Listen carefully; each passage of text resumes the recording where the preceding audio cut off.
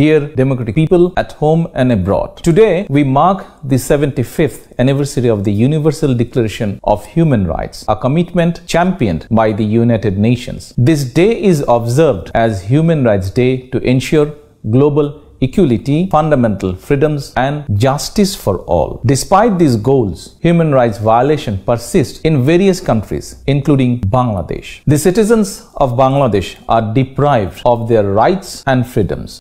তারেক রহমানের হঠাৎ করে তিনি একটা ইংরেজি বক্তব্য দিয়েছেন, যে ইংরেজি বক্তব্য সামাজিক যোগাযোগ মাধ্যমে ঝড় তুলেছে। পাশাপাশি বহির্বিশ্বেও রাজনৈতিক অঙ্গনে ব্যাপকভাবে এটি সমর্থনযোগ্য হয়েছে। দর্শক, বক্তব্যটা শুনলে আপনারও অনেক ভালো লাগবে, যদিও যারা ইংরেজি না বুঝেন তাদের কাছেও ভালো লাগবে। এত সুন্দর বক্তব্য কোথা থেকে দিলেন তারেক রহমান। দর্শক, চলুন তারেক রহমানের কথাগুলো শুনবো। Universal Declaration of Human Rights, a commitment championed by the United Nations. This day is observed as Human Rights Day to ensure global equality, fundamental freedoms, and justice for all. Despite these goals, human rights violations persist in various countries, including Bangladesh. The citizens of Bangladesh are deprived of their rights and freedoms. Those not aligned with the ruling Awami League are devoid of human dignity and personal security, facing social humiliation, judicial injustice, and even loss of life. Individuals descending from all sectors of society, including human rights activists, civil society members, journalists, and professionals advocating for fair wages, encounter the repressive actions of the fascist Sheikh Hasina regime. Since Hasina came to power in 2009, 2,687 persons have become victims of extrajudicial killings by law enforcement agencies, along with at least 675 documented instances of enforced disappearance. Over 138,000 politically motivated cases have been launched against 5 million members of the Bangladesh Nationalist Party and other pro-democracy political parties. The police continue to register fictitious cases citing incidents that never occurred, even against those who have already died or suffered enforced disappearance. False police testimony stand as the sole evidence without any neutral witness. These premeditated judgments underscore erosion of the principles of justice, fairness, and the rule of law.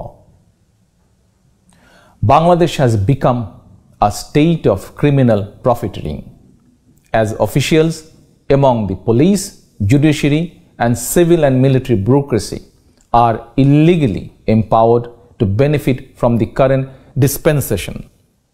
Their illicit interest is aligned with Sheikh Hasina's illegitimate retention of power. Certain members of police, RAB, and intelligence agencies team up with Awami League to devise arson attacks and physical assaults throughout Bangladesh.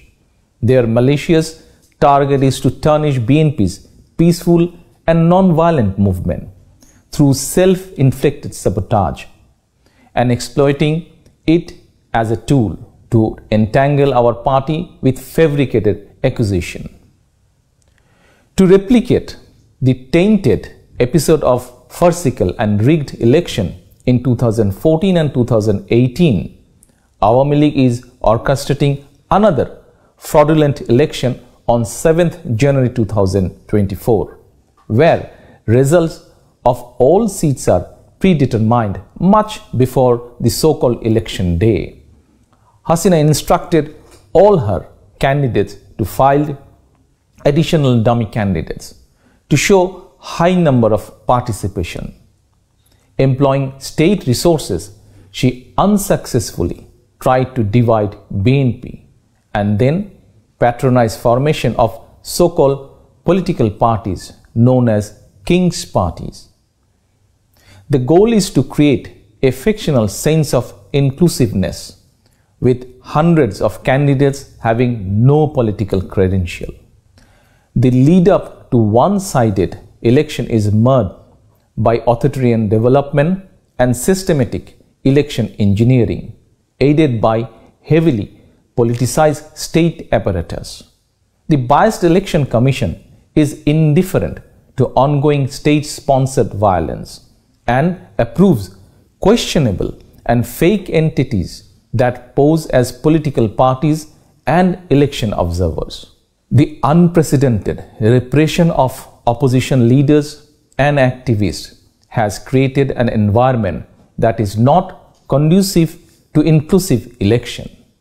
BNP, along with 62 political parties embracing democratic principles and representing vast majority of Bangladeshis, has no choice but to boycott the election, which the people of Bangladesh have also rejected. In this crucial time for democracy in Bangladesh, ongoing support from democratic nations, international institutions, human rights organizations, and global media is crucial. We express deep gratitude to international stakeholders and development partners for their call to halt human rights violations and uphold democratic principles, resonating with the aspirations of pro-democracy Bangladeshi citizens. BNP believes democracy and human rights serve as the connecting bridge among democratic nations worldwide. If our party is elected to form government with people's mandate, our international relations will thrive with human rights as a keystone. We pledge to embrace and ratify the principles set forth by the United Nations Human Rights Commission. BNP's vision for a unified and liberal Bangladesh reflects the desire of the people by prioritizing their interest and aspiration. Echoing the spirit of the Liberation War of 1971, we plan to formulate policies and establish governance to empower all Bangladeshi with freedom, equality, and justice. Our commitment transcends gender, faith, religion, ethnicity, or politics to ensure fair opportunity and equal rights for every citizen. I reiterate BNP's dedication to build a democratic Bangladesh. This shall be achieved through free, fair, participatory, and peaceful election conducted under a non-political, neutral election time government. I believe only a government elected by the people, devoted to fulfill voters' aspiration, can be held accountable and ensure the protection of human rights and the rule of law. Together with all democratic forces, we will bring about this change in আমরা আমাদের ভোটটাকে বিশ্বাসযোগ্যভাবে দিতে চাই। জনগণের ভোটে নির্বাচিত হয়ে সরকারে আসার মতো আত্মবিশ্বাস এবং আত্মমর্যাদা বোধ তাদের যেন থাকে।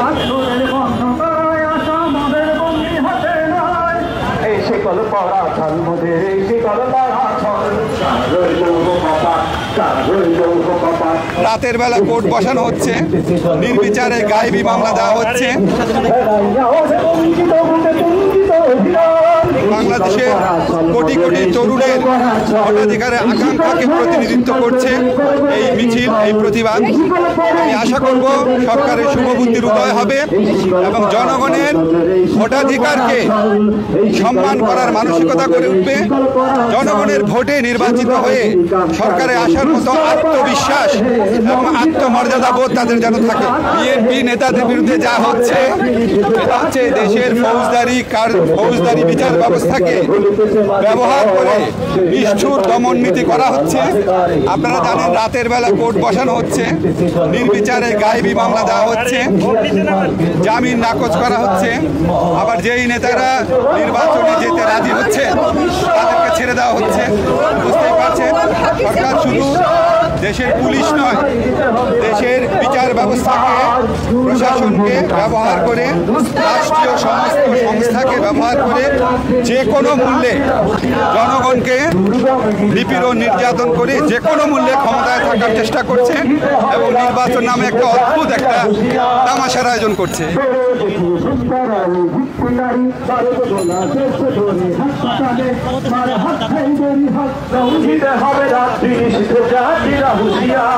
হ্যাঁ, গান চিরকালই প্রতিবাদের ভাষায় ছিল। আমরা নজরুলের যে গানগুলো গাইছি এখানে, সেগুলো একসময় মানুষের উপর অত্যাচারের বিরুদ্ধে মানুষের মুখে সংলাপ দিত, বুকে বিশ্বাস দিত। আমরা নজরুলের কাছে কৃতজ্ঞ যে উনি আমাদেরকে এই গানগুলো দিয়ে গেছেন এবং সেটা আজকেও সকল যুগের মতো অত্যন্ত প্রাসঙ্গিক। মানে আমরা তো আসলে বন্দুক, মেশিন গান নিয়ে তো আর আমরা লড়াই করতে চাই না। একটা মুক্ত স্বাধীন দেশে তো আর আমরা সেটা করব না। সেই জায়গাটা থেকে গান, কবিতা, সাহিত্য, এই জায়গাগুলো মানুষের প্রতিবাদের ভাষার যোগান দিয়েছে চিরকাল। আমরা সেটাকেই ব্যবহার করছি। তারেক রহমানের কথাগুলো শুনেছেন, আলোচনা শুনে বোঝার উপায় ছিল না যে এটা কোনো রাজনৈতিক নেতার বক্তব্য কিনা, নাকি কোনো জনপ্রিয় উপস্থাপক রাজনৈতিকভাবে কথা বলতেছেন। এরকম সুন্দরভাবে সাবলীল ভাষায় এভাবে রাজনৈতিক কোনো নেতা বক্তব্য দিতে পারে বলে আমার বোধগম্য আমি দেখি নাই। কিন্তু তারেক রহমানকে দেখলাম এই প্রথম যে এত সুন্দরভাবে তিনি ইংরেজি বক্তব্য দিচ্ছেন। তো এই বক্তব্যগুলো দেওয়ার উদ্দেশ্য হচ্ছে বহির্বিশ্বকে জানান দেওয়া বাংলাদেশের সরকার সম্পর্কে, বাংলাদেশের মানবাধিকার সম্পর্কে, বাংলাদেশের গণতন্ত্র কতটুকু আছে এটা জানান দেওয়া। তো তারেক রহমানের এই আলোচনা এবং তার কথাগুলো আপনার কাছে কেমন লেগেছে ব্যক্তিগতভাবে অবশ্যই কমেন্ট বক্সে কমেন্ট করবেন।